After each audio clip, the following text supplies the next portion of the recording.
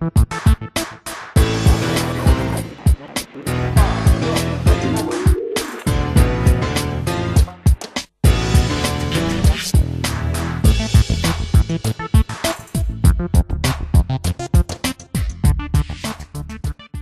hello, welcome everyone. So yes, this is the Battle for the World Strand, Middle East Revolutions, Hopes and Fears. Before we begin, I'd like to thank the sponsors, SAB Miller and Prospect Magazine. I'm Alex Hochuli, I'm a PhD student in sociology. I think what we have here to discuss this issue is quite a diverse panel, both in terms of nationality, profession, discipline and perspective. But we don't have any pretense, I think, at being representative. Just to pose a couple of opening questions before I invite the speakers to speak and I introduce them.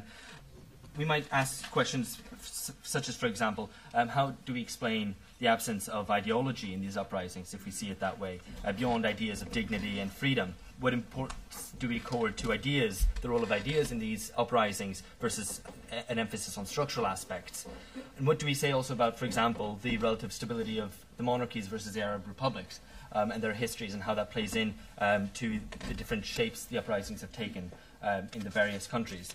I won't say much more because our speakers have a lot more interesting things to say than I do. I'll introduce them now in the order in which they'll speak. Speaking first, we have Dr. George Lawson on my far left, on your right. George is a lecturer in international relations at the LSE.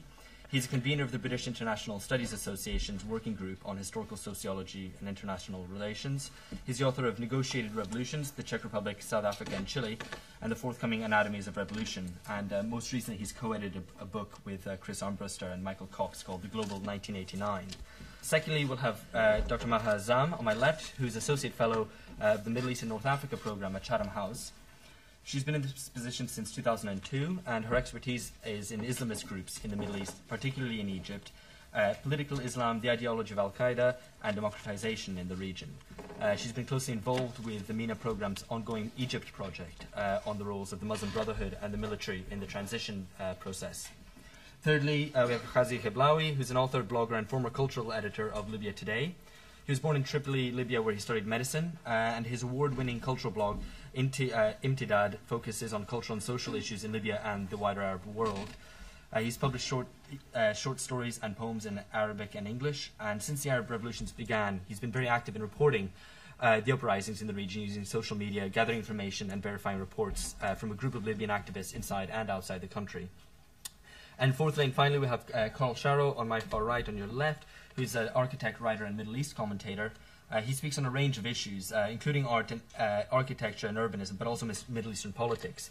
He's the author of the Manifesto Towards a New Humanism in Architecture, and previously taught at the American University in Beirut. Karl's written for a number of international publications and blogs at Karl Remarks, which I urge you to check out. So without further ado, I'll ask each of the speakers to speak 6 to 8 minutes, and we'll encourage some debate from the floor and take contributions and so on. So George, I'd like to kick us off. Thanks very much, Alex, and thanks everyone for coming. As Alex said, I work on revolutions, and I think what Alex wants me to do, at least I hope, is talk a little bit about the historical context and how these uprisings fit into broader trajectories of revolution. I should say at the outset that I know almost nothing about them. I know very little about the region at all. Karl asked me before, do I speak Arabic? And the answer was no. So I don't have a specialist expertise, and I won't be talking too much about the detail. Hopefully other people will. I'll try and provide some broader parameters for the discussion. And to that extent, I want to make two arguments. One is that these revolutions do not belong to a family of revolutions that we associate with France, maybe England on a good day, Russia, China, that type of systemic transformation of a particular domestic order that also has enormous international repercussions. An alternative, actually, way of organising social life at a domestic level that also translates itself and seeks to do that on the international level. I want to argue these revolutions are much more like the revolutions that we experienced in 1989 in that they're self-limiting, and they're deliberately self-limiting for all sorts of reasons. And the way that that manifests itself is they concentrate on democratization at a fundamental level. That's primarily what people are engaging with, and that's primarily what their aims are. They do not seek a radical transformation of the economies of those particular societies, and therefore they are necessarily limited in all sorts of ways about the international challenge that they pose to the existing order. And I'll talk a little bit of trying to substantiate that point and then say how that is actually cashed out. All right, so 3 quick points really. The first one is about understanding revolutions. the primary way I would understand revolutions, that family that we associate, again, very easily, France, Russia, China, maybe Iran, a couple of others, Cuba, possibly, is as this radical transformation, this radical challenge, where you seek a new form of representation, a new form of organisation of political life. You also usually seek to transform very fundamentally people's economic interactions, domestically and international. And you also make all sorts of interventions in terms of people's everyday lives, you know, how you can get married, what a particular type of social ritual is, often how a family structure is supposed to be organised, what good meal is, you know, what music is, etc. Revolutions have that association with being a systemic, fundamental transformation. They often didn't succeed, of course, but that's a slightly different story, and we can talk about that. And I think what happened in 1989 at the end of the Cold War is we've got a new model of revolution, and I call them negotiated revolutions. And I think there are two or three things, a couple of them that Alex has already said, that those revolutions do that's different. The first thing, and Alex, I think here I can actually answer one of his questions, which is lucky, they didn't give us a new ideology. There was no equivalent to republicanism with France, to some extent with America, Haiti going on at the same kind of time. There wasn't equivalent to communism, and there wasn't a version of that that we associate with Cuba and China, for example, and nor was there the kind of fundamental new version of Islam that we associate with Iran in 1979. What there was actually something quite different.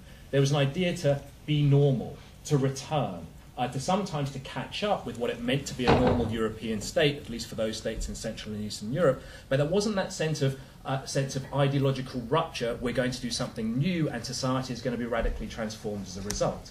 Now, that doesn't mean that they weren't important. Democratization, which they certainly followed, was clearly important. And why I use the term negotiated revolutions is to make the point that quite often the key way of understanding those revolutions is that round tables replace guillotines. You don't put your enemies to the sword, one way or the other, you negotiate with them. And what that means domestically is that quite often you tie yourself into pacts in all sorts of important ways with the old regime. The result of that is you avoid a lot of bloodshed, but one of the other results is you have also quite limited gains that you make. Quite often politically they're radical, economically they're much weaker, and to some extent socially they're weaker too. And internationally, as an IR person, I should say, they are also weaker. What happened is a very different reaction to actors in the international stage to this new form of revolution. In other words, they welcome them. As long as you're going to be a good citizen, you're going to have a liberal constitution, you're going to democratize, you're going to behave yourself economically, you're going to join the WTO, you're going to behave well in international financial institutions, there's nothing to be threatened by these revolutions as there was by Russia, before them by France, and other type of revolutions. There is something quite distinct that goes on in terms of their understanding of ideas and what they seek to do. That means there's no final victory, no guillotines, no putting your enemies to the sword, no tanks rolling through saying we win, you lose. There's something much more pacted and limited about them, and that has an important, and that's important, I think, for understanding their trajectory. How to understand the Arab Spring in that context? Because that's what I want to say is that I think that's the model of revolution that we're often working with today. I think that's the model of revolution that a lot of important international actors work within. I think it's also what a lot of the protesters were working within as well. That type of revolution had an impact in the 90s already, in Serbia, in parts of Eastern Europe, in parts of Central Asia, and certainly in South Africa, a case I've looked at quite a lot. And it seems to me that's also the type of way we should begin to understand the Arab Spring. In terms of assessing them, normatively and then substantively, I think you could go either way. On the one hand, I think I'd rather be living in Tunisia and Egypt than in Libya or Syria. You know, there is something to be said for getting out on the streets, performing a very important set of protests, be willing to stand a coercive regime in the eye, and be willing to back it down, including, if necessary, people dying for that particular cause. This is fundamental, and I wouldn't want to say that it wasn't, and I also wouldn't want to say that that's a powerful thing. Democratization is incredibly important, and the demand for justice is incredibly important. But it's not the same kind of thing as a demand to do something about inequality or to provide jobs. And I think that's where we have to think about the trajectory of these in terms of where they're going. Revolutions of the past, pre-1989, could to some extent deliver that because they had a mandate of final victory that said, we're in, you're not, here's the radical transformation that comes as a result, including over economic life. And it seems to me that's not the type of model we should understand the Arab Spring through. There's democratization going on, and that's very powerful. There's all sorts of changes going on. There are powerful labour organisations that would like to see a radical restructuring of economic life, like the April 6th movement of Egypt, but it's not something that I fear that they can do much about when it comes to inequality in jobs. They can get rid of the kleptocrats, they can get rid of the family businesses that have turned these societies into hideous, corrupt vehicles for personal and venal wealth, and massive inequality as a result, but I'm not sure they can deliver the type of on-the-ground type of improvements to people's everyday lives we associate with that. So just absolutely to conclude, with the American pundit Yogi Berra, it's tough to make predictions, especially about the future. We are right in the middle of these at the moment. It's very difficult to look at how they're developing, but it seems to me the model we should have in our heads is more 1989 and negotiated revolutions than that type of systemic rupture we saw between, say, 1789 and 1989. And I think I leave it up to other people, regional specialists who know more about this than me, that therefore we should think about this more in terms of a regional debate, less in terms of a huge world historical moment, and much more in terms of regional punctuation points, how that fits into broader ideas of, say, the Egyptian revolution of 52 and the other versions of revolution that came afterwards, or other type of ways of understanding the region. But it seems to me their world historical import is to some extent limited. Thank you. Maha? I'd like to take issue, for the sake of debate, with some of the things you say. I think I accept that the 89 model is one that fits in a general sense very well with what's happening in regard to the changes we're seeing underway in parts of the Middle East. But I think revolutions are unpredictable. And as you rightly say, there are enough trends and enough voices in that part of the world, particularly in Egypt and Tunisia and elsewhere in the region, that want quite fundamental change. Whether they achieve that is another matter. But I think the first steps have been taken to undermine and, in some cases, remove the head of a dictatorship. And they're quite formidable changes that are underway. I think the sense of revolution is also felt by people in the region, and that in itself is important. To what extent that sense of revolutionary change, or the sense of the possible, is now prevalent among a new generation and among so many across different classes in the region, means that the art of the possible is again present in that region, where there was a great deal of political apathy, and that heralds the possibility of quite fundamental change, maybe further down the line. I accept to some extent that these, and I think it's a very important point, that these are sort of revolutions where the lid has been kept on change, and that has happened not just by the forces within, for example, the military in Egypt, but also outside powers like the United States. And I think we probably have some time in perhaps the discussion to go into this, but the role of the United States in Egypt, for example, is crucial and very, very important. Egypt was always seen as on the brink of some kind of change.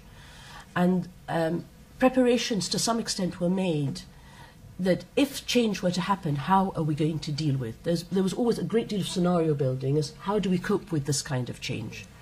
We didn't know exactly how it would happen, but often people who spoke about Egypt on the brink thought that you'd have riots on the street, burning of cars, looting of shops and so on, something not dissimilar to some that happened in the 70s under Sadat, and that this would get out of hand and you'd have really a sort of popular working class revolution. In a sense, it was all contained. I was in Tahrir during the protests, and at one point I felt this is unreal. In some ways, the voicing of opposition to Mubarak was something completely unexpected. But on the other hand, you felt it was something of a speaker's corner. You couldn't leave the parameters of Tahrir. There was a time where some people were saying we should get out, we should march towards the presidential palace. It should spill out onto the streets. And of course, protests didn't happen just in Cairo, they happened throughout Egypt. But at the same time, they were to some extent contained. The military took the right position of not shooting on its own people on the whole. The United States waited at the sidelines. the Mubarak eventually stepped down. Until now, there is an attempt to contain it. The opposition groups and so on are playing by the same sort of rules that you've suggested, in that they feel that this is an enormous break with the past and we have to tread carefully. And so important groups like the Muslim Brotherhood in Egypt, as was the case with the Nahda, and its statements today in Tunisia, is we're not going to upset the situation too much. We're actually going to be very careful. We're going to tread carefully. This is our real chance. We've worked towards this change for decades. We've been persecuted and tortured. We want our voices heard in parliaments. Let's take it step by step. And this brings me to the issue of revolutionary change on a social level and the level of identity. And this again gives rise to the whole issue of the place of Islam in these societies and the negotiated settlement that to some extent, or the modus vivendi that may eventually have to occur between secular liberal ideas and those with a more Islamic orientation. And that is that, all right, we're going to accept a parliamentary constitutional process, but in some ways the Islamization of society has already occurred in a country like Egypt and many others. No one would have expected that the Nahda, being out of power for such a long time and out of the political arena for such a long time, would gain the votes it did. The Brotherhood is probably set on the same path in Egypt. The Islamist voices in Libya will probably also be represented in one way or another. And if change happens in Syria, the Brotherhood will probably also have a voice in the new Syria. Therefore, the Islamization on a social level has happened. There has already been a quiet revolution on a societal level in much of the Middle East for a very long time, as represented to some extent also in Turkey. But it has negotiated a position for itself within the framework of democracy, of the idea of liberal democratic ideas. And it's hoping somehow to establish an Islamic identity and work towards an Islamic-friendly society within the context of a democracy. Whether that then represents some kind of revolutionary change is open to question, because at the end of the day, the real vision for many, the new vision, is to change the economic status of the majority, to redistribute wealth, to create a society where 40% of the population, as in the case of Egypt, don't live on just $2 a day. In order to do that, you need some serious restructuring. You don't just want to, you will improve the situation by creating a society where there is greater transparency, less corruption, greater accountability and participation. But the move from that towards redistribution of wealth is a very different matter. I'd like to touch just very briefly on the fact that these are unrealized aspirations that have existed since the 50s and 60s. And the 1952 revolution in Egypt, as elsewhere in the Arab world, promised to deliver to the majority of people. And it did open the doors to greater education for the majority, greater employment. And in a sense, social revolutions of some sort happened during that period, where you had the rise of socialist-type dictatorships. But they happened under the umbrella of tyranny and dictatorship. What we're seeing today, perhaps, is the attempt by people on the ground to recapture these revolutions, to realize those aspirations of social justice, plus freedom. It's the freedom that was missing, as well as the fact that these regimes that existed for so long were unaccountable and actually didn't also deliver on development. But some of the slogans you hear today throughout the Arab world are reminiscent of the 1960s to some extent. They are to do with social justice. They are to do with perhaps changing the nature of politics. People are dreaming big, and some are dreaming of maintaining the status quo with some degree of freedom that's akin to what they see in the West. They're hoping that somehow, and we hear this on through the Ghannouchi of al-Nahda in Tunisia, saying we want a structure that's not dissimilar to the United Kingdom with a prime minister at the helm, and a social welfare structure that is not dissimilar to Sweden. But there are those of a younger generation in Egypt and elsewhere that are saying, we're dreaming of something different. We don't know quite what, but something quite different. I think there's also an issue here that we can't disassociate what's happening in that region from the role of the United States and the question of Palestine-Israel. And the changes that are happening are going to impact on foreign policy and international relations, I think, over time. There is a fear that, from the United States in particular, that the changes underway, particularly if they're going to throw up Islamist forces in parliament, that will endanger the peace treaty with Israel and so on. I think I'd like to put it to you that the issue in Egypt and elsewhere about antagonism to Israel is not located only within the confines of Islamist parties.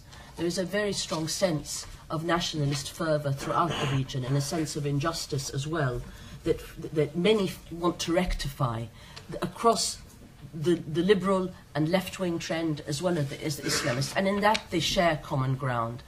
And a final word, what we're seeing across the region is not going to be seen only in the Republican, in the states that were republics. I think we're going to see the same happen also in the monarchies. It's a matter of time. I think the issue of accountability and participation and respect for the rule of law are demands that we're going to see in the United Arab Emirates as much as Saudi Arabia and Morocco and Jordan. They may take a different shape, but they are going to happen as much as they've happened elsewhere in the region. And that the call that we're seeing today is one that we've seen throughout the 20th century, which is for greater independence and empowerment. And then I think the revolutions we're seeing today, or the protests we're seeing today on the ground, are a reflection of that desire for greater empowerment and independence. Thank you, Maha. Ghazi. Okay. I'd like to, I'd like to follow up with this, that the change that we are seeing today is something that will spread all the way. I mean, nobody is immune from the changes that are going throughout our world, especially even the countries that somehow showed some kind of immunity, the monarchies, because for one fundamental reason, because for decades now there was a discontent in the region, especially with the changes that these regimes and these countries try to implement in their countries. The discontent was a product of what I call a critical mass. The critical mass is that 60% now of the populations of the Arab world are below the age of 40, and most of them are eager to a change that wasn't manifested at all in their lifetime. And that kind of critical mass was triggered, and it was not a coincidence that it started in a small town in Tunisia, in Sidi Bouzid, in last December, because that is symbolic to the whole region, that people who are in their 20s or 30s that are educated, some of them they have higher degrees, and some of them they don't have any jobs, and they will try as much as possible to make a living. But at the same time, the states are not recognizing their presence or their existence at all in the political system. And that kind of thing sparked unpredictable change. Now lots of people would argue about what is going to happen. I mean, it has been 10 months, but the unpredictability of the revolutions, starting from Tunisia and also in Egypt, and then which is the biggest unpredictable was in Libya, in my country, is still happening now. I mean, lots of people will analyze, try to say what exactly what's going to happen in the future, what's going to happen in the long run. And some of them will have some wishful thinking about democratization in a short period of time because it happened so quickly. But at the same time, it is not easy to say what exactly is going to happen. And I think that makes a lot of people cautious about the future. And that's why lots of commentators are cautious about the role of Islamists in the region. And as we saw now in the first free elections in Tunisia, The unpredictability also came up when the Islamists over there gave promises that they will not break the cohesion of the society or to change much of the structure. They'll try as much as possible to tread into the normal or the norms or traditions of the country and not change many things.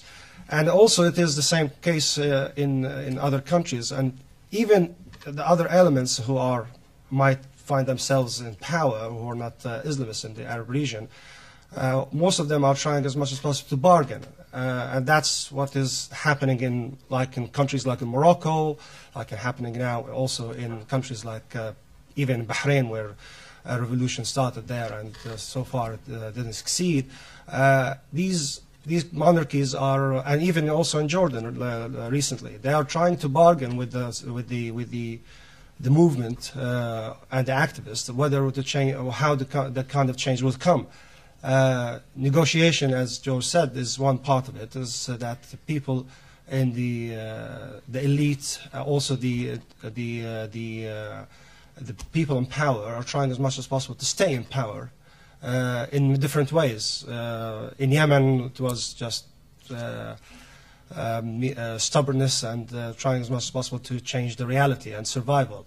And it was the same case in Libya, and that's why the people were resorted to arms. I think that's one of the main things that sometimes it is difficult to predict where the course of change will go. But at the same time, this unpredictability opens up the door to lots of possibilities, and that's the possibilities that the young generation, the critical mass that are now moving towards, most of them are not interested now into politics or doing politics in the Arab region, while most of them are still trying as much as possible to change the status quo that has been there for a long time. From the grassroots. I know lots of people who are not interested in being part of a party politics in the Arab region, because they know that democratization will take a longer time. But they are more eager to work in NGOs, in civil societies that has been more or less obsolete in the Arab region. Most of these, for example, the civil societies in a country like Libya was in existence, and people now are eager to work on those levels, especially when you have a state where there is no state at all. I mean, the state has been collapsed, and even the remnants of the old regime are trying to survive as much as possible to be part of the new system, but at the same time they don't have any voices. So people are resorting to building up a parallel reality through building institutions that are not political, but at the same time are much more effective if they in their terms, and will try to change the situation from the ground. And I think that is the aim of these kind of revolutions. I think if we just focus on toppling the dictator or the man on top, is just it will be just a simple, I think, goal. And in the case of some countries like Libya, it was painful and hard, but at the same time the road ahead will be much more harder. The challenges are immense. There is plenty of unpredictability in the way. There are societies that are not exposed to any kind of political life at all, and that will be also an exciting thing to see how these changes will come. Seeing something that happens for the first time in your life, you cannot just watch it without being emotional. But at the same time, I was. During the last 10 years, I was a silly optimist, if one can call it. But now I'm still an optimist, but soberly optimist. That we made a change. That change happened. That change will reverberate all the way on the society. And I think the next wave of change should be a societal change, a change into society. That change will lead to a much better, I think, future. And the democracy that we are looking towards might be free elections and voting for everyone, but that's not the change we are looking for. The change is something that reaches to the heart of the society and changes the reality on the ground. Thank you. Thank you. And finally, Karl. Yeah, thanks. Well, I want to start by kind of looking at the title of the session, Middle East Revolutions, Hopes and Fears, because I think it captures some of the sense of anxiety that has captured those, kind of accompanied those uprisings from the very beginning, and is revealing of a mindset that is all about the anxiety and uncertainty, which coincidentally we've heard from the three previous speakers, and it prescribes a sense of unpredictability and a sense of what I would call a perception that those are fragile revolutions. And that's an internal paradox that has accompanied the uprisings from the beginning, that in my mind prescribes a sense of limitation that is not kind of, as George describes it, a new model of revolution, but rather a contradiction in terms that is a product of our apolitical times. And it's in a sense a resurgence of political agency in a context, broad universal context, that doesn't appreciate political agency, doesn't understand the meaning of political possibility, and we try to backtrack on that and describe it as something good. But in order to develop that thesis, we need to understand what really happened so far.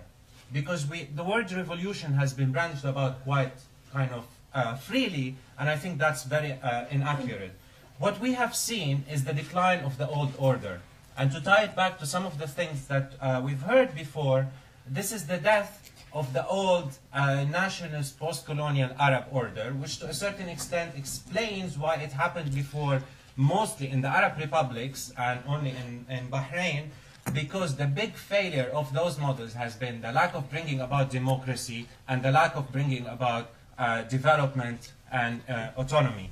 So there's an old order that has collapsed, left an invitation for the uprisings to kind of avoid, come and fill it up. And the tension that we're witnessing now is there's a big reluctance to go and fill that void. And you can understand that through three of the most celebrated aspects of the uprising that in my mind represent the deepest problems about them. We heard a lot about how they are leaderless and organic, and we've celebrated that. We heard a lot about how they don't subscribe to any clear political ideology or political platform, and we celebrated that. And we heard a lot how they are non-violent, and we almost fetishized this non-violent element, and we also celebrated that, except in the case of Libya, where Western intervention sort of tipped the balance in the final analysis. Now, those three aspects themselves are actually the kind of what represent this paradigm, what I call the fragile revolutions, the revolutions that cannot succeed on their own, the revolutions that prescribe not a limitation, if you like, that's determined by the circumstances, but it's a limitation of the imagination, it's a limitation of the sense of possibility. We try to kind of give them new political terms in our new political language, but basically it's just a betrayal, if you like, a more proper, sound, classical understanding of what a revolution is and what political change is about. Let's look at it. Leaderless and organic is not a positive thing.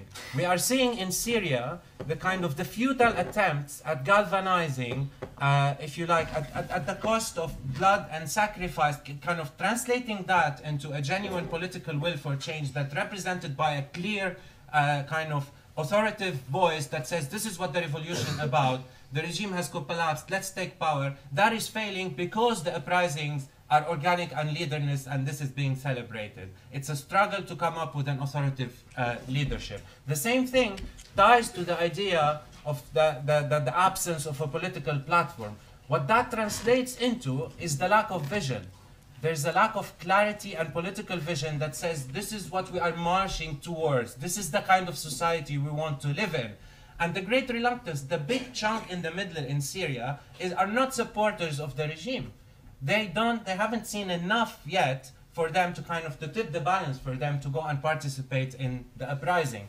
Again, remember, the fuel that keeps burning this uprising, meanwhile, in the absence of political clarity, is basically all the spilled blood, but it's not, the leaders are not kind of rising up to the challenge the historic challenge of driving that process and articulating its demands in a clear manner. Thirdly, non-violence. Not that I'm a fan of violence myself, but let's face it. The one thing that is keeping those corrupt, bankrupt, hollowed-out regimes that represent nothing anymore, and this is across the Arab world, the one thing that is keeping them in power is their monopoly on violence and coercion. And without a serious challenge to that, the balance of power will not change. There is a kind of a moment in the life of a revolution where carrying arms becomes a means to something else. And that kind of appetite for, if you like, the use of armed struggle to achieve the society and the vision we want to live in is kind of very weak around the world today. And we've taken a much more kind of passive attitude to it. Now, where these three aspects combine is sort of in a very perverse paradigm that it's leading the uprisings into a protracted stalemate in which the dynamics are not likely to change. And that's equally true of places like Yemen and Syria, where the struggle is quite intense, and Egypt and Tunisia, where despite the fact that we've seen elections recently and the wheel is turning slowly in Egypt, let's not forget that there were military coups in which the attempt was to kick out the dictator and maintain the status quo. So the kind of the slow burning fire to me is not something to celebrate. This is a monumental historic challenge that we need to rise up to. However, that framework that I'm talking about, that I see as a very perverse and insidious kind of paradigm that kind of wants to fetishize those problematic aspects of the uprising and try to pretend that they are the good aspects of it, translate into what I find genuinely troubling about them today, slogans like, the world must do something. Or a slogan that we heard a lot in Syria, your silence is killing us. So there's been a kind of a transfer of responsibility, and that's not for lack of political kind of desire for change or anything like that. It's the lack of political clarity about what the aims of the uprisings are. And the fact that a revolution, by definition, is a process of self-determination, and it's about assertive kind of drive for change and democratization and the new society, is kind of, instead, we're flipping them and looking at them as kind of a fragile beings that need to be tended and cared for and possibly assisted by external help in order to succeed. And that's the most kind of perverse aspect of what we're seeing now.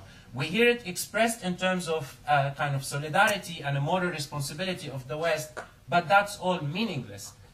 Having kind of been presented with a historic opportunity, I think what we need now is recentering the aims of the uprisings, but more importantly, that mindset to overcome that sense of limitation and say, this is something that we do autonomously. It's about change. We need to do it assertively and with clarity, and we need to kind of push for the formation of the leadership and the organizational structures that can introduce that change.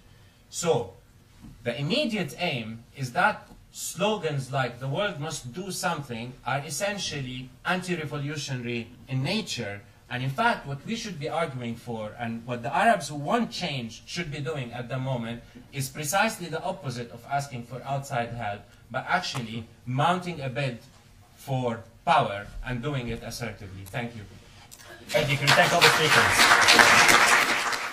In a sort of attempt to synthesize that a little bit and to pose a question to the whole panel to reflect upon while we take some other questions, which is that it has been argued that precisely what made the uprisings initially powerful, which was the fact that they were broad-based, non-ideological, and were ultimately cohered around the rejection of the current leadership, was actually what made them ultimately weak in ways that some of the panelists have already discussed. And that does it not now fall to those who were previously better organized? So Maha has discussed the Islamists, where there was a process of cultural and social Islamification in Egypt, but where but also where at a grassroots level the Islamists might be better organised than other groups, or alternatively that it falls to the military or certain sections of the military to determine affairs. So in a sense, what has perhaps happened, this is something to reflect upon, is that what has made some of these uprisings initially successful, or what has allowed them to shake things up, is actually what makes them ultimately weak. So that's something to reflect upon. Now, can I see hands, please? We'll start here in the front. I've just had a massive row with a friend of mine on Facebook who, when I argued against the NATO intervention in Libya, he accused me several times of supporting the slaughter of the Ghazi people. And then recently he posted something where he accused the Libyans of being unaware and ignorant for supporting the West bombing them back to the Stone Age. And I took great issue with him now attacking the Libyans for supporting the bombing. I would just like to know from you, particularly these two speakers, have the Libyans brought it on upon themselves? I mean, I find that galling and I don't agree with it, but how would you respond to that point? First of all, a comment on what Karl said. I couldn't agree more. I mean, what we see in Greece is that we have a movement since 3 years ago, and probably more, which is political, which is violent, but which is leaderless. So I think that even if one of these 3 points are missing, you cannot have any success. And even worse, in the summer, when for some short time, likely, we had this Occupy Syntagma Square movement, in the beginning it was both leaderless, both apolitical and non-violent, and it didn't have any chance. And a question on George. You mentioned that, and I agree totally, that we are stuck in this model of negotiated revolutions. I think the problem and the reason why we're stuck in that, first of all, some revolutions are de facto negotiated, like in Serbia in 1999. First of all, I don't consider it a revolution, in 2000, sorry. And second of all, it was sponsored by the West, so I'm leaving this aside. But generally, I think the problem is that the lack of ideology and the lack of a leadership by the left. And my question is, if you see any way out of it, and why this didn't happen in the Middle East? Why didn't we have like a universalist, leftist vision that could trigger an actual social change and not only political change? Thank you very much. What I'd like to ask is, does the panel think that it's possible to have sort of Western action, not necessarily military intervention, but Western action in the Middle East to help the actual populations there, completely divorced from the self-interest of the West? Is that an achievable goal in the near future? I want to say that revolutions are unpredictable, but also they do not deliver all the time. Going back to Iranian Revolution 79, in the run-up to revolution, people wanted more justice and they wanted more democracy. And all political parties and all people were involved. But later, it became more Islamic. And later, it became more extremist. And I think in that process, there were 3 groups involved. Group number 1, ordinary people. Group number 2, political parties. Group number 3, foreign intervention. I think with ordinary people, when the heat of revolution subsided, they went back home. They really didn't want to get involved. So the force of general public diminished. When it came to political parties, they didn't have the background that we have in West, because they didn't have the background of, free speech. They didn't have this background of political activities and so on. So political parties were weak. And that was why extremists gained power. And when the regime came to becoming Islamic, then it became quite extreme. Okay, thank but you. The point is, it didn't deliver. People started wanting more justice, wanting more democracy. It didn't deliver. I think what West did, what Western countries did towards Iran was totally wrong. But with this new revolution, the question is, are they going to deliver? Are the ordinary people are going to stay in the scene? And are the Western countries are going to react properly? If you are convinced of the fact that the new brand of political philosophy that's emerging in the Middle East is an amalgamation of Islamism and liberal democracy, do you think it will be very important for them to start a PR campaign to kind of promote that ideology, to save the credibility of the revolutions, as well as to promote themselves as friends to liberal democracy and social justice all over the world, and to stem the kind of fear-mongering in the West that the revolutions were like the stepping stones to the rise of an Islamic, a very right-wing kind of a situation in the Middle East, just like what Fox News said, that the Egyptian revolution was the stepping stone to the new Islamic caliphate in the Middle East. And my second question is that regarding Syria, like when the Iranian revolution took off in 1979, people targeted the oil industry, and in 4 days the Mohammad Reza Pahlavi's regime fell. In Tunisia, they targeted the labor unions, the nation started losing money, and Ben Ali left the country. What pillars of support do you think the Syrian protesters should target to achieve that kind of change? Just want to say, nobody referred to what seems to be a crucial fact, and that is that urbanization is occurring in the Middle East. And these revolutions are essentially urban phenomena in which people have to try and make up their minds what as urban people they want. Now, in one sense, the answer is terribly obvious. They want urban middle-class comforts. And the question then is, and this is the last contribution, which is in some sense sub-political, was his important point, I thought. Yes, it is sub-political because this is a normal thing that practically everybody in the world now wants. And the question, therefore, is, you know, I'm very interested in the way in which Iran is phasing out subsidies and becoming a normal capitalist country, so it seems to me, slowly and unwillingly. And this is the kind of problem which I think these revolutions are wrestling with. They're very good comments and very good questions. Just picking up the Karl question and then the one about Greece, about the role of leadership. The only thing I would say about that is it's not unusual for revolutions in their infancy to look at the way you've described them, Karl. And what they normally are at the beginning is anti-movements. What drives them together is to get rid of that. We don't like that. That's perfectly normal. And then what happens afterwards is a particular faction assumes control, exactly in Iran, and then delivers the real type of transformation that can happen often years afterwards. You know, you go back to France, you know, the Chinese Civil War was going on for 3 or 4 decades before it became clear which trajectory was going on, and there was plenty of infighting afterwards. Russia, you could say the same thing. France, the terror doesn't happen for, you know, 3 or 4 years after the initial revolution. So there's nothing unusual about there being this type of fracture and appearance of leaderlessness in a revolution. And then the bigger point about that is, I think that's looking through the wrong end of the telescope in terms of delivering what you would consider to be the most important change. For all that we concentrate on the capacity of the protest movement, more important to when a revolution happens and then when it's successful is actually the level of state rupture. You know, the level of state effectiveness. The first thing that has to happen is the state has to be considered to be delegitimate.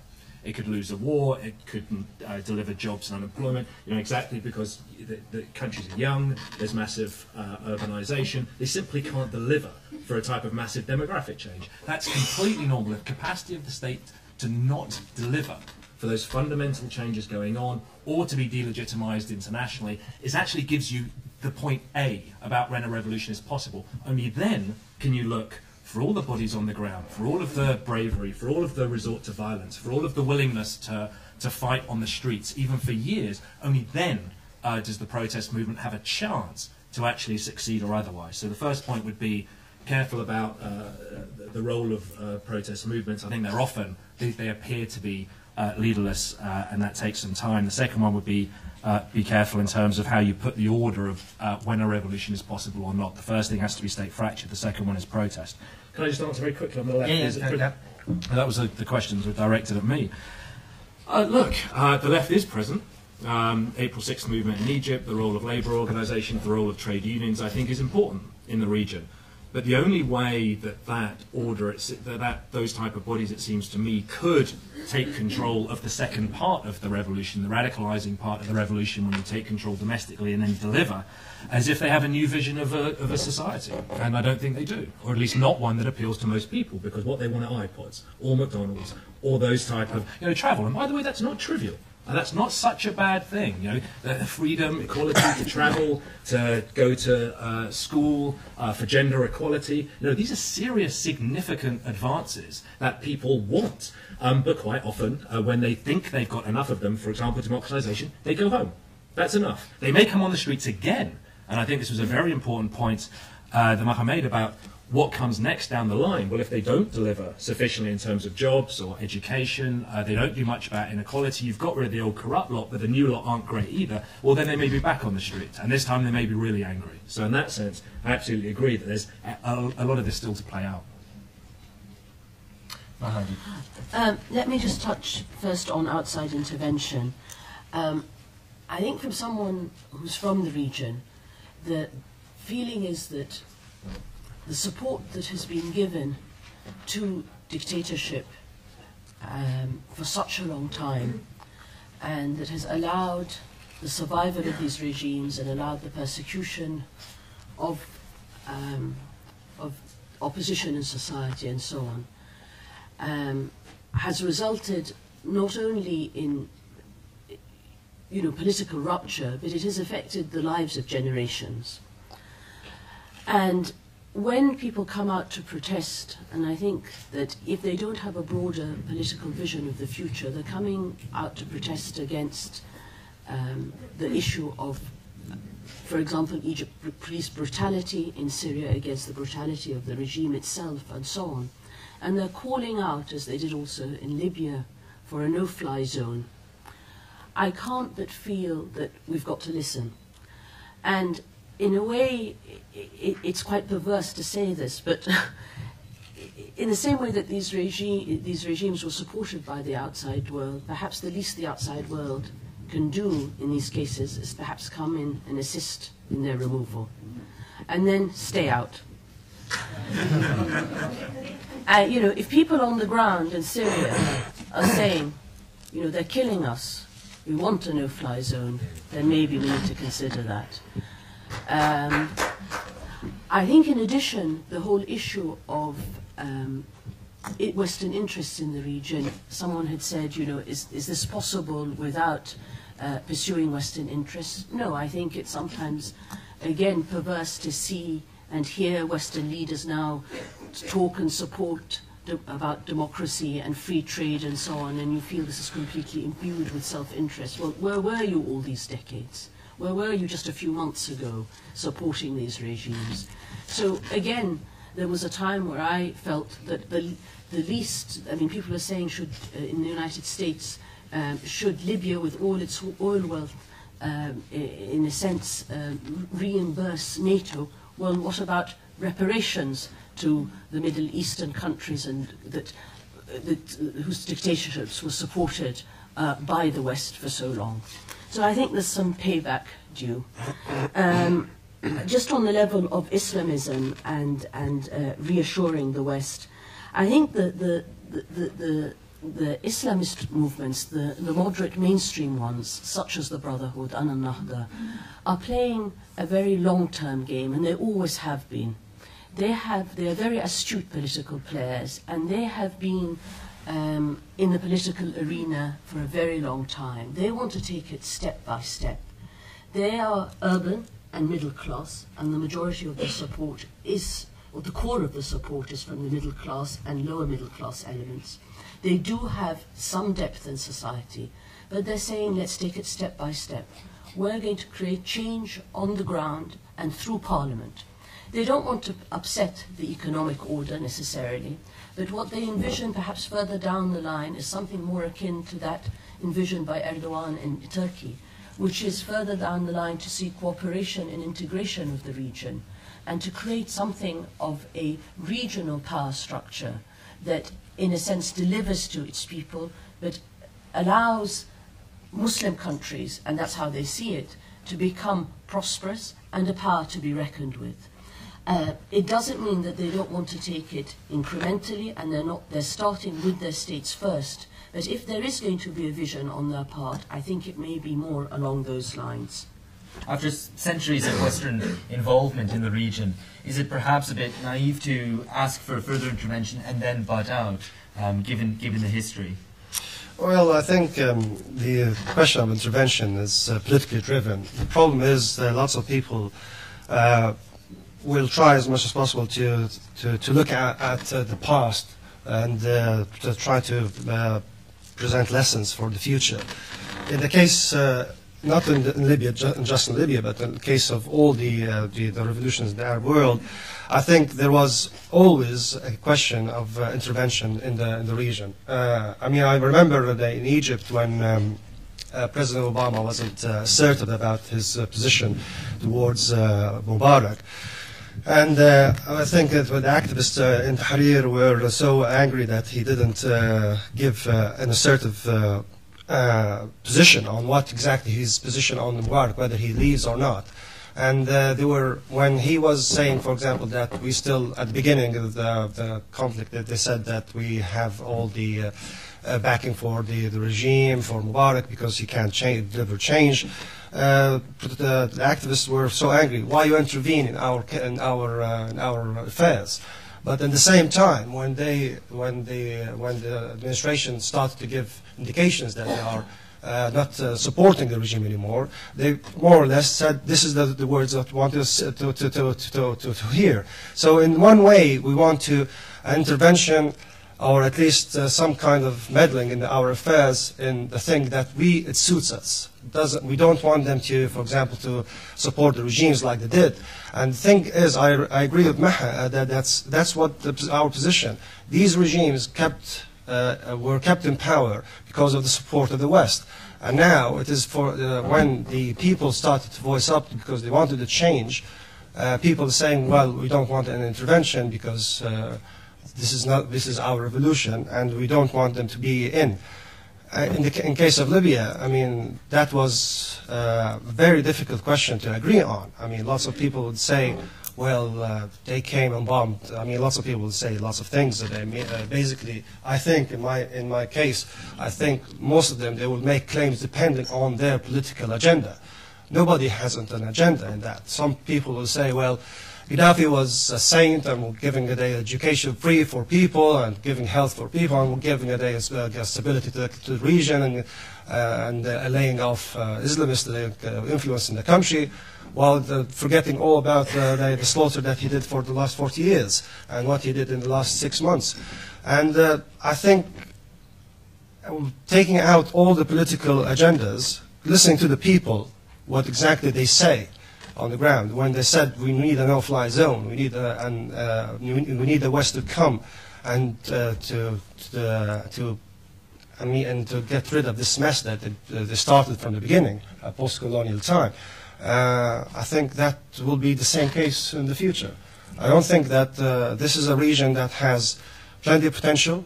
There is plenty of resources there, and given the financial situation in the West, I think we'll be always the relationships will be interwoven for centuries to come. Karl, finally, perhaps you'd like to respond to some of the points which George took up. Yeah, I want to pick up the point that George made, because I think George is attempting to defend the IR paradigm, and I understand that, but we need to acknowledge that all our kind of production of knowledge about the possibilities of politics today is tainted by this lack of conviction in the possibilities of change and subjectivity, and I think, George, to a certain extent you expressed that. But let me take it on a factual level. State rupture, it's not that it hasn't happened. It happened, you can say, in 1967. That should have been the death knell to pan-Arabism as articulated by Nasser. You could say it was the peace deal between Egypt and Israel. You could say it's the Gulf War. It's not. There is no lack of state ruptures, and this is what I was trying to create, the kind of model, the context in which these uprisings took place in. There are regimes. It's not a question why did they happen now. Why didn't they happen 20 years ago?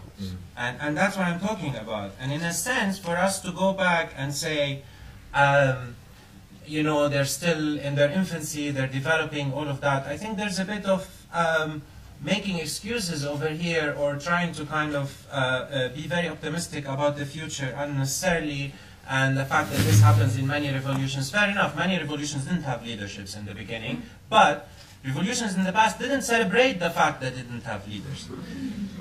Look at it more carefully. What's happening in Syria is this almost sort of distaste of power. They're pushing the people, the SNC, they're being pushed to take control of the situation and lead the opposition, and they're very reluctant about it. When you have the spokesperson of the SNC opposition group in Syria arguing against a soldier deserting from the army, that's a problem. There's the lack of self-confidence, and that's what I'm pointing to. There's a failure by the leaderships to meet the aspiration of the people on the street that are, in a sense, the raw matter of revolution. And it's their blood that's fueling that, but without the political clarity. But in order to kind of, if I can carry on for one more minute, to put that in a very broad context that kind of takes consideration of some of the other things that I've mentioned, there's a very serious crisis of authority among all actors involved in this. The United States had seen the order that he created after the Cold War disappear almost overnight, and he cannot intervene to kind of orchestrate the outcome clearly in its favor. The regimes have also, despite what we hear about the levels of violence, lost a lot of their historic ability to kind of for repression. So by historic standard, what's happening now is kind of much weaker. They're much weaker than they used to be in the 70s and the 80s. The Islamists have lost authority, and they're going all postmodern about it and pretending that they want to live with other people and kind of live in the free society and all of that, when in fact it's a pragmatic shedding of their ideological luggage. But if you do that as an Islamist, what do you stand for then? I mean, this is the contradiction. And the fact that they're winning elections now is it's not because of a political advantage. It's because of an organizational advantage.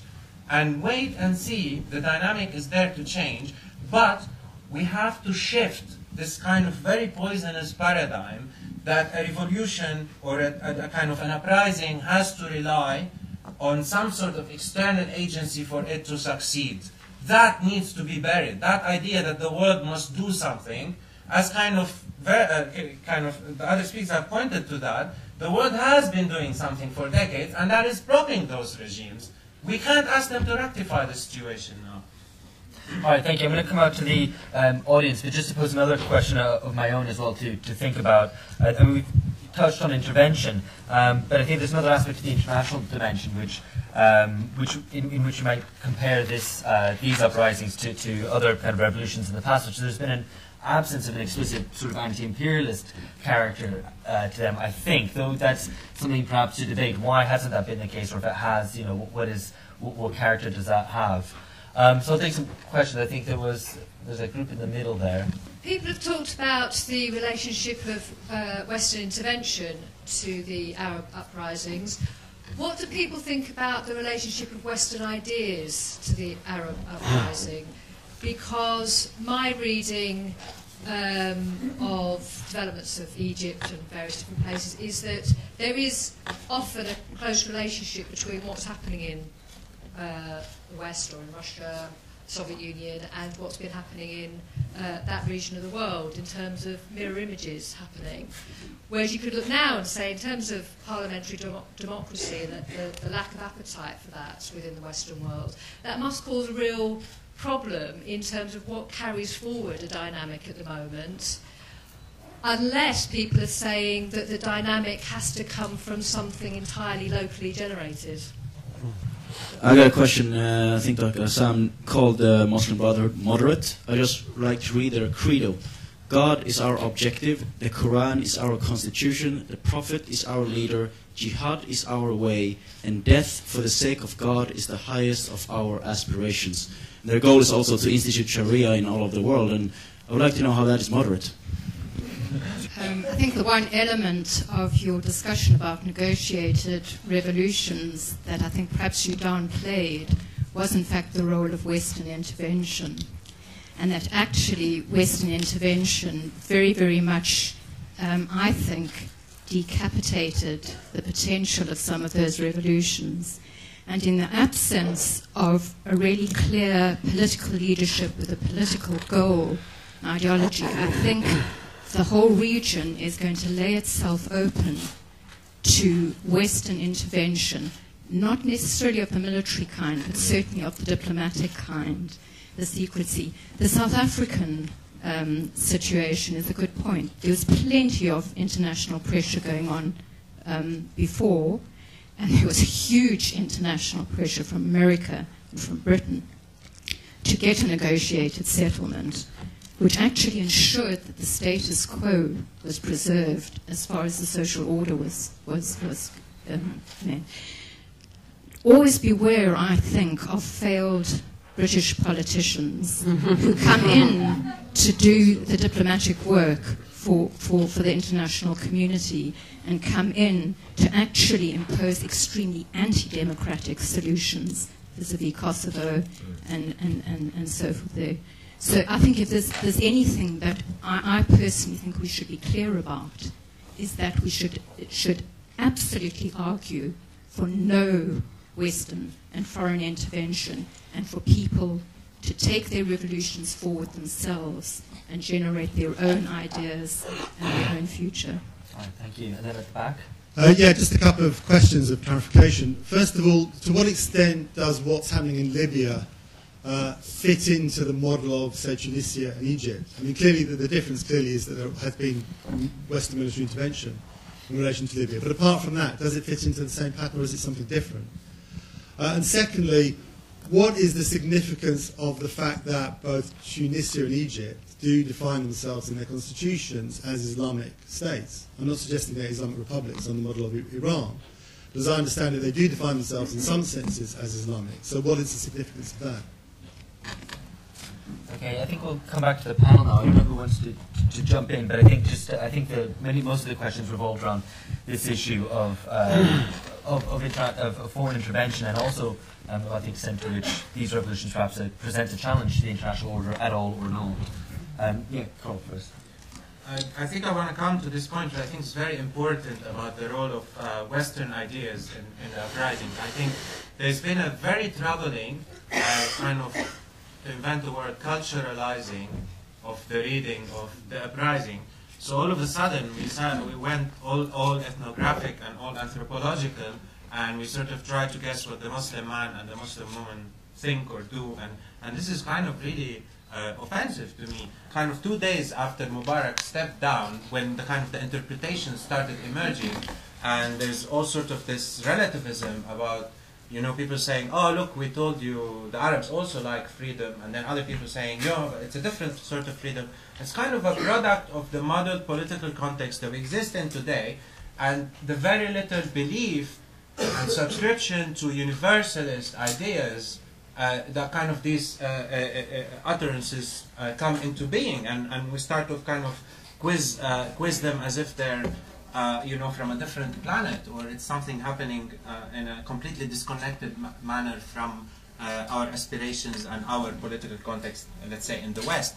And where that is kind of difficult is the model that you would normally have fell back onto, which Arab progressives used to use in the 20th century, either from the left or from the right, firmly belonged to the kind of Enlightenment tradition and the kind of the universal understanding of politics and of organizing society. But then you look today, and that model is discredited in the West. We're talking about secular democracies in the Arab world, when actually nobody believes in a secular democracy in the West anymore in its kind of resolute, sound, robust manner. And maybe just to close on a side note, in a way, the residues that we still have of Egypt and Tunisia describing themselves as Islamic states is because that modernization project never actually finished, and never actually took off properly in the post-colonial period in the Arab world, but also where the real kind of negative aspect of it, it was an authoritarian top-down project, and perhaps now we have a chance to have that modernization defined from the bottom up, but according to more universalist principles, not those very poisonous culturalist categories. At least that's the way that I would see it. I think just again on intervention, and the West, or the United States and its allies, have been till very recently present in the region, militarily present, and are still there in different guises. So I don't think the issue is that the peoples of the region don't want them out. We're saying we're facing some very critical situations now, particularly in Syria, and also I think recently in Bahrain, and this is going to be an ongoing issue, whereby I would use as much as I can Western pressure on these regimes to get rid of them. It doesn't mean that they need to stay. It doesn't mean that the peoples of the region shouldn't have a vision, and that the onus in terms of the political future of that region lies on the people of the region to decide their future, as someone rightly said, in terms of political development and economic development. But the West is already there. We're intricately involved in terms of diplomacy, trade, politics. They have shaped and are continuing to shape, or trying to shape the future of that region. Politics is about the ability of the peoples of the region on the ground, and for lack of leadership that we have, nevertheless, to try to direct things in their interest. I think that there's a great danger in a kind of naive position that's taken by many. That is, we don't want interference, we don't want to engage, we don't want this. But ultimately, political groups that are more astute are already engaging. The Brotherhood and Nahda are already engaging and shaping things in a way, in terms of their own vision. And again, I take issue that they don't have an ideology. I think they do have an ideology, and I think, crudely put, someone mentioned the manifesto. I think various groups have always had manifestos that express very radical ideas. It doesn't mean that these groups have not moved on. They keep their manifesto. Their followers may believe in that manifesto. Even their leaders may believe in that manifesto. But it doesn't mean that on the ground they're not very astute political players, and they're playing a different political game that isn't at all naive, that ultimately is very pragmatic, as we've seen in the case of Turkey, in the case of Tunis today, and in the case of the Brotherhood in the future. They're pragmatic political players, and they want to hold the reins of power eventually. Now, that doesn't mean that they want to create dogmatic Islamist states, but what they want is an Islamic-friendly society. They have moved on. Some of their membership want to have the Sharia. They want to move quite strongly against alcohol and tourism and so on. But the leadership at the moment doesn't want to move in that direction. It's going to be, they're going to have to negotiate a position within their own political parties, between generations within these political parties, and within the wider society. And they know that they don't have the consensus of all society to go towards an Islamic society, and that's why they're somewhere in the middle now. And I think they're going to persist for some time in engaging in terms of the middle ground. And I think there's going to be very little room, given the voices from the liberal and leftist camps, for them to go towards extremism. Of course, the economic situation, a deteriorating economic situation in many of these countries, will throw up some extremist voices. Sectarian issues in Egypt throw up extremist voices. But at the same time, there are other voices now. Once you've opened up the political arena and the barrier of fear has been broken, you do hear the voices of revolutionary voices that are not just Islamist, ones that want social change and radical economic change. But the whole revolutionary situation that exists today is that you've opened up an arena for negotiation and different possibilities. The lack of leadership is showing us that there isn't a particular direction, but the parliamentary or democratic parameters is going to provide channels for those voices. And I think that is what is going to diminish to some extent the revolutionary fervour. Thanks, George. Yeah, I mean, the point is not that they're not ideologically driven, they are. The point is there's no novel ideology that could underpin the new social order in the type of example we're talking about. What there always is in revolutions, which are these amalgams from all over the place, which make some contribution to understanding the particular circumstance. So you're completely right, Karl. It's not become sort of closet ethnographers and start looking for the cultural particularist symbols that unite people in a particular way. They're going to have these different dimensions to them, and they're going to be powerful up to a point. The Turkish model seems to be a powerful and motivating force at the moment, that somehow you can have it all. But the question I actually want to come back on is the one that Karl and others have raised, and we'll see how much of it all we disagree. These version of revolution that I think is still the most profound type of idea that people are circulating within does generate weaker states, exactly as it did in South Africa. And it does so for two reasons. Firstly, because it hems you in domestically, because you negotiate with the old order, you leave all sorts of people intact, civil service, police, armed forces, sometimes business leaders, sometimes powerful political institutions as well, and doctors and nurses and all sorts of things. Now, and the infrastructure. It's not destroyed in the same type of way, nor do you generate a year zero, new days of the week, everyone is a new person. It's also hemmed in internationally because because the role of outside forces is profound, because you want to join international financial organisations or regional bodies and to some extent catch up and be normal and take the gains that you can accrue from that. Now we need to be a little bit careful what we wish for here. There's a good reason why people chose that route in 1989, because exactly what they've been living under for the last 40 or 50 years were tyrannies. Tyrannies of certitude, tyrannies of conviction, tyrannies that were authoritarian and told them exactly what a new person should look like, that were not afraid to use bloodshed in order to generate that particular type of social order. So there was a deliberate disavowal of exactly that type of revolution. So we need to be careful about, A, valorising those type of revolutions. I wouldn't want to be gay in Cuba. I wouldn't want to have been a non-apparatchik in Russia. I wouldn't have wanted to be a non-particular type of Islamist in Iran, because I would have been dead. Or I would have been tortured, or I would have been in prison at best. So we need to be very careful about valorising them, and B, we need to be very careful about not exaggerating their influence. In all sorts of ways they were profound, but there is always dimensions of continuity and change in all revolutions. They always make some type of pact, and they always set some kind of limits. But what set those other revolutions apart was a type of zeal and a type of certitude and a type of conviction that meant it was also associated with tyranny. So I think we need to be careful when we say we need more of that, to think about why we have the version of revolution that we have. And it has weaker states as a result. To some extent it sets limits around it, and to some extent there are very good reasons why it does exactly that. Okay, thanks. Ghazi, Yeah. I'll come out to the audience if there's any last very quick points. Okay, I'll just to touch on the question of Libya. What's the difference between Libya and Tunisia and Egypt?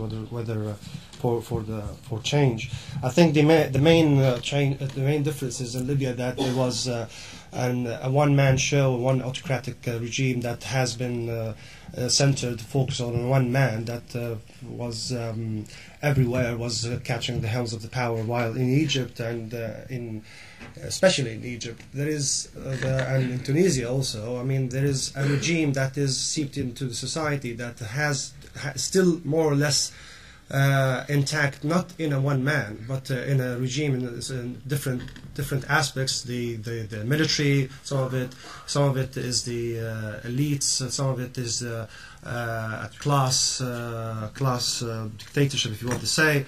While in Libya there is only one man. That's the difference. And when the revolution started in Libya, the Libyans targeted that one man because they thought that when you target him and just topple him, the regime will fall. And that's eventually what happened. Now the priorities now is different in Libya. I think people don't look into the democratization in Libya as a goal, but how to reach to. I mean, the day that you go to election in Libya will be a celebration, because there haven't been any elections in Libya forever. I mean, it happened just in 1951, and then it wasn't certified at the time. And I think the day that people will go to elections, that will be a big change for their life. In my life, there will be a big change. And that's different because you go in Tunisia and Egypt, there were elections, more or less were corrupt, and more or less they were non-existent in terms of the change, but the experience itself wasn't even experienced in Libya at all. The difference in whether Islamists will go up also in Libya or not, I think that will be different. In Libya, the Muslim Brotherhood is much weaker. They have organizational advantage, but they don't have a vision, and they lack also some kind of strong leadership, while different from Tunisia and also in Egypt. All right, thank you. Can we take these? Will have to be very, very brief, I'm afraid, because we're already running over. I think the point there. Just I don't know if I understood you correctly, but Libya, they're, as far as I know, they're actually instituting Sharia in their constitution. Could you comment on that, please? I found out that big-scale Western intervention might not be the right moment, the right thing to go on. Okay, but we don't want to. I don't want a destabilization. And are we not now giving, in inverted commas, giving power to the organization that is best organized? Shouldn't we maybe, or is there a possibility of intervention on a scale of giving an organization to Labour parties, left-wing parties, that everybody has got the same stand in then a democratic election in the future? In your conclusion, could you please say what these nations can do to stop the revolution to be hijacked by extremists and deliver the justice and democracy that they want? I actually think because you need to focus on state stability before you focus on the degree of protest, it seems to me that actually Morocco is stable and Saudi Arabia is stable, and so I wouldn't look for the protest movements. I'd look for something that was going to fracture the elite in a very fundamental way, something that was going to delegitimize the state. It doesn't seem to me that that's there. I mean, on the broader questions, I think we've gone around and danced around and discussed. Slavoj Žižek, the Slovenian philosopher, critiques the Arab Spring on the basis that it's decaffeinated. It's not like the old revolution that was caffeinated. I think we've got to be careful. I like coffee, right? I drink coffee, but I wouldn't want to be high on it the whole time. We might get a little bit jittery, a little bit jumpy, and it might lead us down paths where we're not necessarily thinking straight. So we just need a bit of balance about, there is no revolutionary model which either delivers everything that people expect it to, or can somehow produce something that is benign and produces all of these lovely things which we'd all like to see in all of our own society.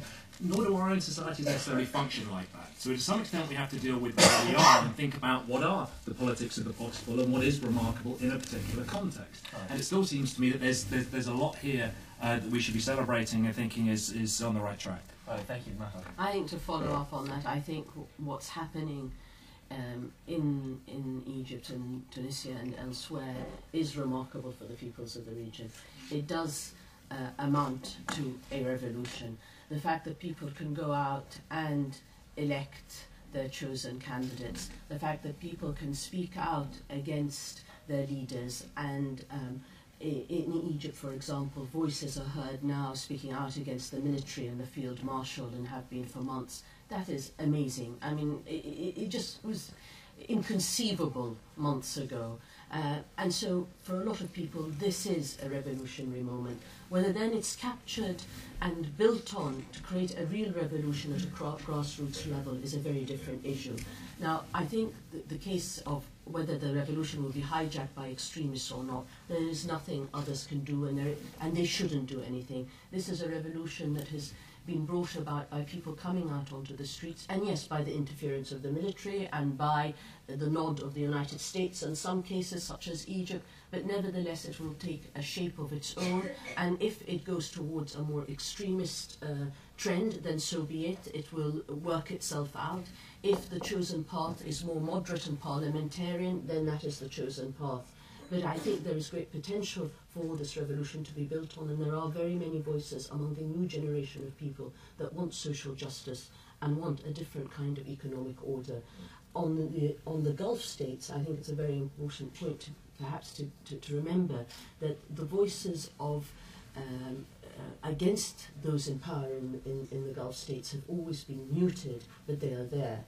And I don't think that they are going to be immune from change. It may take much longer, but whether in Saudi Arabia or elsewhere, I think protests are coming, and the old order is going to be seriously challenged. Thank you. Yeah, I think the revolution now has begun, and I think it's a process. It's not something that will happen one day and then you go home, and then just they think that things will be rosy and lovely. I think the next step is to embark on a change on different levels. Political is very important, but I think the main change that might see for a longer time is generational and social changes, and that will take, I think, a longer period, and that is the sustainable change we want to see. If it comes to a point that there will be some kind of extremism in the regions, like Maha said, I think that is inevitable, will happen if it happens. And then I think we need another revolution, and that will be a thing to look for in the future. Thank you. And finally, Karl. Yeah, let me, I think, because I might have said it very quickly, so I'm going to say it again about the Gulf countries, which is the main distinction between the Gulf royalties and the Arab republics is that the Arab republics failed both on the political and the economical front and the development front. The Gulf states have succeeded very much on the developmental front, but they lag on the political side. But this is only a matter of time. This only buys them time, because there are people growing up now in Saudi Arabia who are completely unhappy with the country that they live in. They're unhappy with the fact that you're in a country in which women can't drive a car in the 21st century. The barbaric interpretation of Sharia and how it's used in kind of criminal situations. And all of that, there's discontent. And I would say it's a matter of time, and it's going to be much faster than we actually think. But where I'm kind of uncomfortable with the kind of the broader terms of the discussion, and that's not only your fault. I don't want to claim that you're representing now a whole paradigm, but the sense of the love of this uncertainty and negotiation and small is beautiful is very troubling to me. Not because I'm an inherently violent and radical person, but it's the notion that there could be something called a negotiated revolution is an oxymoron to me. And I think that's any oxymoron is indicative of irreconcilable contradictions, that in order for us to claim back the notion of political agency, we need to get rid of those contradictions, and we need to have the courage to kind of say very blatantly that we're either for the revolution or for negotiation, not create muddled categories. One last word to Maha. Some very radical changes have happened quietly through parliaments and through the legal system. Yeah. Okay, I hope that gave us all some political clarity. Thank you all very much, and thank you, Director.